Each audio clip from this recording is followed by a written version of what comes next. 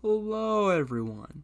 Before we nestle up in that autumn that is soon to dawn on us and get all spooky or whatever, I'll recall something that happened in August.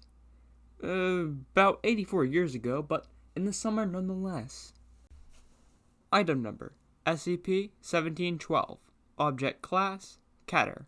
Special Containment Procedures. All information regarding the SCP-1712 incident is to be suppressed, with the cover story of an office suicide having been disseminated.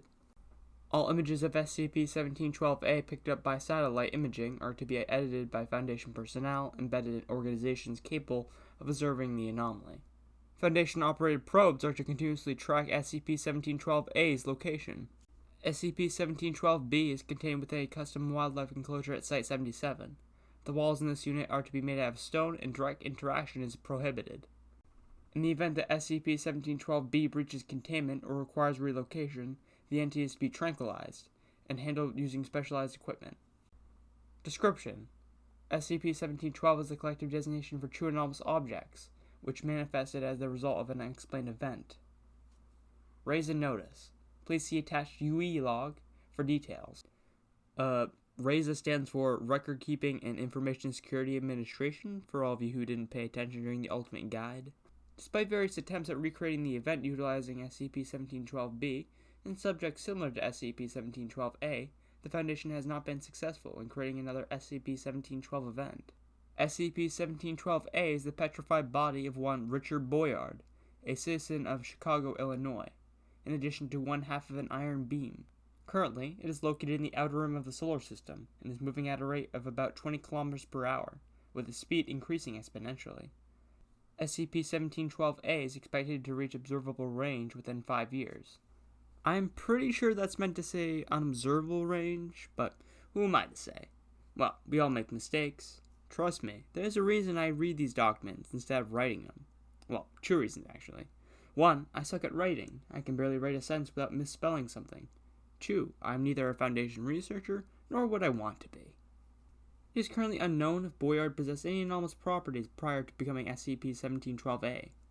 SCP-1712-B is a tabby kitten with black and white fur. It weighs 8 kilograms and displays behavior expected for a cat its age. When SCP-1712-B makes contact with living tissue, the tissue will immediately transform into stone. This transformation occurs instantaneously and will affect non-organic matter the subject is making direct contact with, such as clothing, held objects, and the ground beneath them. This effect appears to extend about a meter in diameter from the closest source of formerly living tissue. SCP-1712-B has not noted to age during its time in containment. The following note was found attached to SCP-1712-B's collar. If found, contact Reamer the Trebucher. Contactable in Kingdom of Suva, RM. Notice from the Foundation Records and Information Security Administration.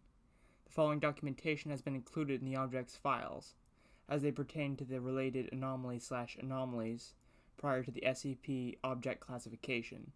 Alexis Rose, Document Curation, RAISA. Article Number, UE-1721. Event Description. Before I move on to the description, UE means unusual event. Just to let you all know. On the morning of August 11th, 1959, Richard Boyard was working in his office when witnesses said he noted a cat on the construction area. The building in which he worked was having an addition built, and attempted to crawl out onto the construction area to rescue it, against the advice of others. After contacting the cat, Richard immediately lost his balance, fell, and then vanished from sight. Date of occurrence, 08/11/1959. Location, Chicago, Illinois, United States. Follow-up action taken. MTF Kappa 11, Red Barons, was mobilized to track Richard Boyard's location, but were not able to track it after it exited the operating range of their aircraft. Foundation personnel were able to recover the involved feline and administered Class B amnestics to all witnesses. The cover story of a suicide was disseminated. Boyard's supervisor, Michael Margels, was interviewed to obtain information on the subject. A transcript of the interview has been attached below. Update: 11/22/1961. Visual contact with Richard Boyard has been re-established using satellite imagery. Due to the ongoing nature of this anomaly, SCP object classification is currently pending. End file. Interviewed: Michael Margels, Sales Department Lead, Chicago Meat Packing Limited. Interviewer, Field Agent Valdez. Forward. Agent Valdez interviewed Margels under the guise of a Chicago Police Department investigator to obtain as much knowledge on UE-1721 as possible. Sorry if I butchered any names there, because I'm sure I did. Begin log. Thank you for agreeing to this interview on such a short notice, Mr. Margels. It's no problem, Detective. I'm fixing to figure out what just happened as much as anybody. Smoke? No, thank you. Of course, Detective. Now, what can I do for you? I'd like to ask you to describe the event to the best of your memory. I don't reckon my story's gonna be any different from anyone else's, but here goes. We fell out of sales reports on Tuesday, so all the guys were out there earlier today. Everything was normal till I hear Wilkins and Roberts yelling after Boyd. I assume that you left the office at this point? Right on the money, Detective. I got outside to check on the ruckus, and I see him out there in the first window you passed before coming in here. He's doing a balancing act on those beams for a damn cat. Anyways, the wind just happens to blow a little stronger than it was, and kaput, gone. I think the cat fell off too. An on-site investigator noticed that chunk of the beam he was walking on was missing as well. You didn't hear a thud or anything like that? Buddy, I can trust those union builders as much as I can throw them. That beam's probably made out of plastic. Wouldn't surprise me if poor old Boyd, flea-bagged, and that so-called beam wound up in the river. Do you suspect the construction workers at all? Nah, they're just honest people trying to make a living. It's those union organizers and their piece of shit protests that get under my skin. Those damn unions, I tell you. Right, I just have a few more questions for you, Mr. Margels. Apologies, Detective. It's been a strange day. It's not every day a man vanishes literally in thin air.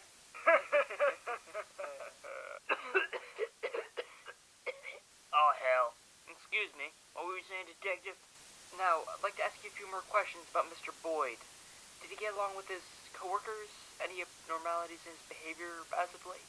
Not that I can think of. He got along fine with the other guys, but he's always been one of the more quiet ones. Didn't smoke or drink either. And his performance?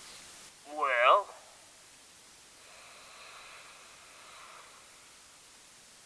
he always made quota. Never really excelled, but never fell behind his back either. If anything, he was reliable. What about his personal life? Has he ever talked about a family or anything of that nature? In the 10 years he's worked here, he ain't ever brought up a gal or any kids. He's only ever taken a few personal days and been sick a few times. Most have parents, but he ain't ever mentioned them. You figure they're dead? We're looking into that. One more question, if you will. Fire away. Was it in Boyd's nature to put himself in danger like that? Hell no. He was as meek as they came. Did have a real soft spot for cats, though. Every now and then I'd catch him feeding the strays by the dumpster. He'd be tearing up and sniffling. I think he had one of those, what do you call them? Allergies?